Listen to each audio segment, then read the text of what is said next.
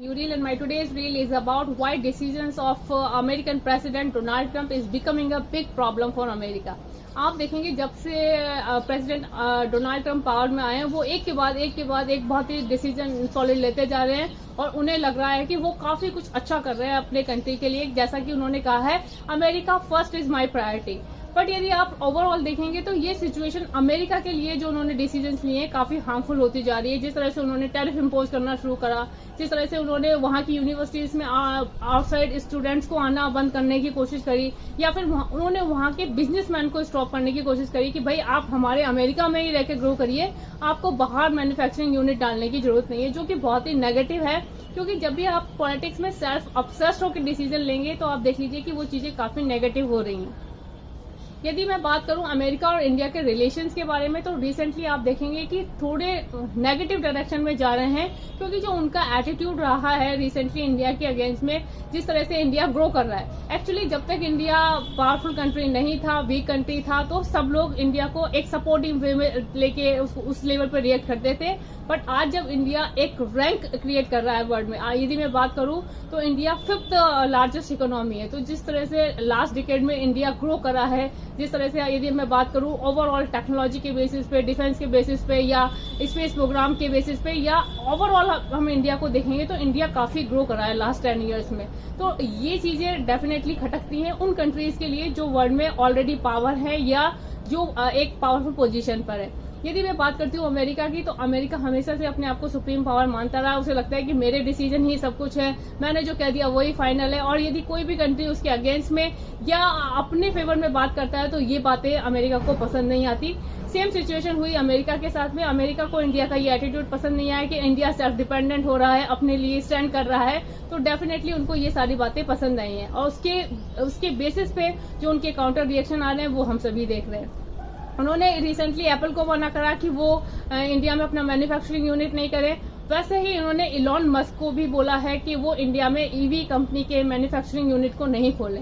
But यदि businessman को आप इस तरह से कंट्रोल करेंगे, और बिजनेसमैन जब भी बिजनेस करता है तो वो एक ग्लोबल मार्केट अपॉर्चुनिटी को देख के करता है, और यदि उसको ग्लोबल मार्केट अपॉर्चुनिटी नहीं मिलेगी तो डेफिनेटली वो उस लेवल पे ग्रो नहीं करेगा।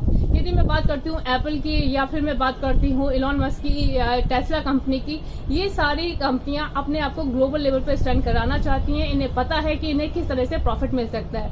इंडिया की बात करें तो इंडिया बहुत अच्छा मार्केट है, और डेफिनेटली अब इंडिया बहुत अच्छा मेकर बनना भी चाहता है। तो हम चाहते हैं कि कंपनियां यहाँ पर आएं, हमारे यहाँ से लोगों को रोजगार मिले और हमारे यहाँ पर हमारी इकोनॉमी ग्रो हो। बट यदि आप देख लीजिए कि यदि यही बात अमेरिका के लिए मैं बात करूं तो अमेरिका को लग रहा है कि यहाँ से यदि कंपनीज और जगह शिफ्ट होने लगेंगी तो वहां पर अनएम्प्लॉयमेंट सिचुएशन क्रिएट हो सकती है, या काफी कुछ नेगेटिव सिचुएशंस क्रिएट होती हैं, वहां का पैसा दूसरे जगह में जा रहा है। तो definitely America is worried about all this stuff. तो ओवरऑल यदि मैं बातें करूं तो आप देख सकते हैं कि किस तरह से अमेरिका अपनी पोजीशन को बचाने के लिए किस तरह से वहां के बिजनेसमैन को कंट्रोल कर रहा है। रिसेंटली जो इलॉन मस्क ने कहा है, वहां की जो टैक्स पॉलिसीज वगैरह के लिए जो बात करी है, उन्होंने साफ कहा है कि काफी डिस्गस्टिंग पॉलिसीज हैं। आप सोच ही सकते हैं कि किस लेवल पर चीजें वहां पर हो रही है, जिस तरह से वो पॉलिसी इंप्लीमेंट कर रहे हैं, जिस तरह से एक सेल्फ ऑब्सेस्ड होकर पॉलिटिक्स में डिसीजन ले रहे हैं, जिस तरह से वो अमेरिका को एक हाइप पे ले जाके बातें कर रहे हैं, और अपने डिसीजंस को किस तरह से और कंट्रीज पे थोप रहे हैं, ये बहुत ही गलत है।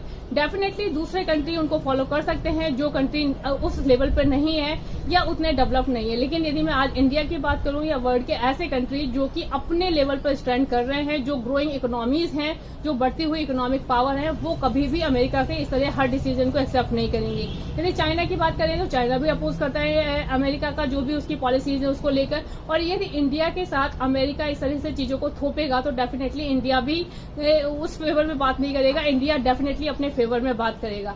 तो जिस तरह से इंडिया है, जिस तरह से ग्रो कर रहा है, तो डेफिनेटली कई कंट्रीज हैं जिनकी आंखों में इस टाइम पे इंडिया खटक रहा है। क्योंकि जब भी आप ग्रो करते हैं या सक्सेसफुल होते हैं तो डेफिनेटली आप देखेंगे कि कुछ ना कुछ लोग तो हैं जो आपके अगेंस्ट में बोलना शुरू कर देते हैं, या जिनको आपकी सक्सेस नहीं संभाली जाती। तो ये बहुत ही इंपॉर्टेंट है एनालाइज करना, बिकॉज साइकोलॉजिकली चीजें डिफरेंट लेवल पे होने लग जाती हैं। वही सिचुएशन इंडिया के साथ में हो रही है। जिस तरह से इंडिया ने ग्रो करा है, जिस तरह से हम सेल्फ डिपेंडेंट बनने की कोशिश कर रहे हैं, जिस तरह से हम अपने लिए अपनी इकोनॉमी को ग्रो करने के लिए एक इंटरनेशनल मार्केट में अपनी एक रेपुटेशन बनाने के लिए कंटिन्यूसली काम कर रहे हैं, ये सारी चीजें वर्ल्ड में कई कंट्रीज को अखर रही हैं और उसी का काउंटर रिएक्शन है कि जिस तरह की डिप्लोमेसी आजकल हो रही है। So I think people will understand it and suggest me your opinion on that. Bye bye. Have a nice time.